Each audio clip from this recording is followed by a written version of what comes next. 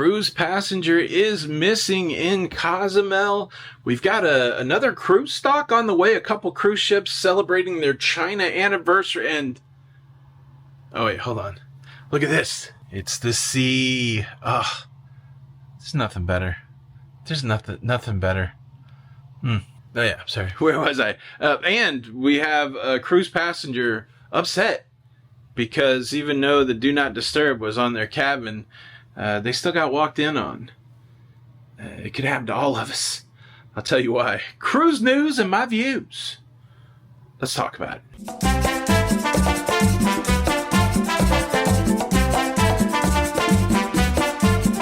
Hey, what's up, everybody? Welcome to La Lita Loca.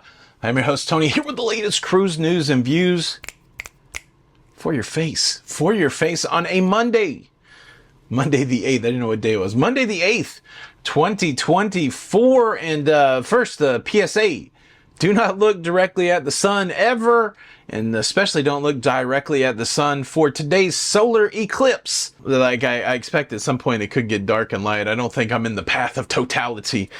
But yeah, I feel like I should just tell as many people as possible, don't look directly in the sun, because apparently it happens and people burn their retinas. Yeah. Don't do that. Cruise news story number 1. We have a story coming out from Cozumel, Mexico about a missing cruise passenger. There's a 66-year-old man from South Carolina, Edmund Bradley Solomon III, who has the onset of dementia. Now, Edmund, who goes by Brad, has been missing since April the 3rd. He was on the world's largest cruise ship, the Icon of the Seas. They docked in Cozumel, Mexico. They were making their way, him and his wife, through the port area in Cozumel, and they took a bathroom break. They both went to the restroom, and when his wife came out, he was nowhere to be found. Authorities say that during the investigation of this disappearance, they have come across a cab driver that has said that they picked up someone matching Brad's description and took them to a beach area, dropped them off at a beach access road around 2:30 p.m. in the afternoon. This is several hours after he went missing. An interesting twist to the story is he says that the passenger was unable to pay for his cab fare, had no money, but gave him his watch. And so, yeah, this doesn't sound great. This is still 5 days later, and we do not know the disposition of this gentleman. And so I'm putting it out there, just anybody that's going to Cozumel, try to, remember this picture. And if you see anybody that matches this description, please contact the local authorities. Cruise news story number 2 and somewhat 3. We have 2 cruise ships celebrating their China anniversary. I was hoping it would be some other material other than China, because I know how triggered people get with China. But we're talking about the dishware. We're talking about, nice plates. The China anniversary, typically that's what you give when you've done something for 20 years, which is a long time. And we have 2 cruise ships celebrating their 20th years in service. First, let's talk about Royal Caribbean's Jewel of the Seas. Jewel of the Seas was the last ship in Royal Caribbean's Radiance class, holds 2,100 passengers. And well, it's still doing it. We also have Holland America's Westerdam celebrating 20 years of service. It's currently doing cruises in the Pacific Ocean, a 1,900 guest cruise ship. Both of these ships come from a time where 2,000 was a lot of cruise passengers on a cruise ship. Of course, now we're in the multiple thousands. It's interesting that these stories came across the wire today, because I've been thinking about this concept of what is considered to be in your prime when it comes to cruise ships. Certainly, we know that like 20-year-old human being, 25-year-old human being, in most cases, they wouldn't be considered to be in their prime, still maturing into adulthood. But cruise ships, essentially, they come out ready-made, right? So when is the prime time for a cruise ship? When, I would say not right at the beginning, right? They're still working out the kinks. But is the prime for a cruise ship a 1-year-old cruise ship, a 2-year-old cruise ship? I would say certainly a 20-year-old or 25-year-old cruise ship we would consider past its prime, but where do you think the sweet spot is? Like, if you want to really experience the best of a cruise ship, is it 5 years in? I don't know. Is it just 6 months in? Just food for thought. Leave a comment below. Cruise news story number 4, the NCL Viva just picked up something very interesting in San Juan, Puerto Rico. And I'm not talking about a mojito and that sweet lobster mofongo.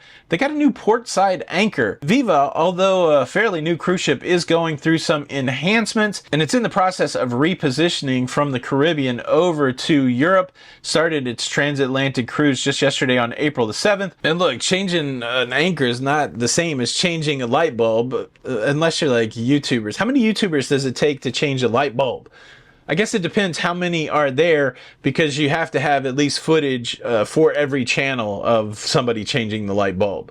Could you change that again? I didn't get it on my video. They had to use a barge and a forklift. We know that things are painted and changed and maintained all the time on a cruise ship, but it seems like a pretty big deal to have your anchor changed out. So Viva with a brand new anchor. Cruise news story number 5, we're going to have a new cruise stock in the market.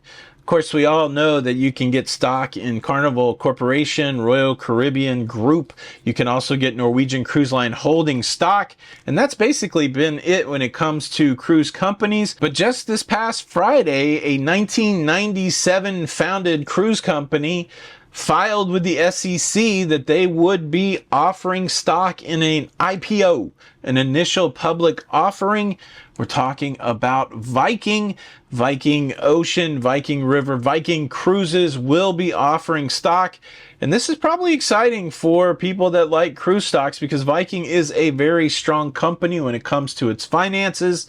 I don't know, I'm not offering any stock advice here, but it's neat to have another option. Are you an investor out there? Are you excited about the potential of investing in Viking? Leave a comment below. Now let's talk about the cruise passenger that is upset because even though they had placed the do not disturb sign on their cabin, crew members still walked in on them, and cruise line's blaming the passenger, which is an interesting twist. But a valid twist, I think. I'm going to tell you all about that, but first, let me quickly invite you to subscribe. If you like staying up to date with everything going on in cruising, please consider subscribing with the notification bell on. That way you don't miss out on any of these episodes. A big thank you in advance. Here's the deal. There was a Carnival cruise passenger that wrote into Carnival brand ambassador John Heald, upset because even though they had placed the snoozing sign on the outside of their cabin, a crew member came into the cabin and checked up on them. And they were hot. They were saying, this isn't right. We've got this right to privacy. We put the do not disturb sign out there. And well, John Heald for Carnival quickly snapped back and said, look, y'all. I don't think he says y'all. He's from the UK. He said, look, y'all.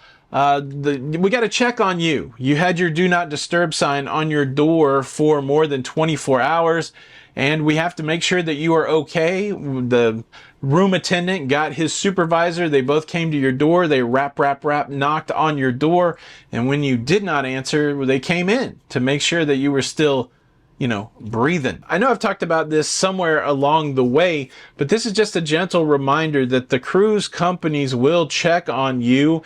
And so it's good to have a relationship with your room steward. If you don't want them to come in, just make sure that you're checking in with them. Just make sure that they know that both people are okay in the cabin, and just say, hey, look, I'm doing something in the cabin. I don't want to be disturbed, that kind of thing.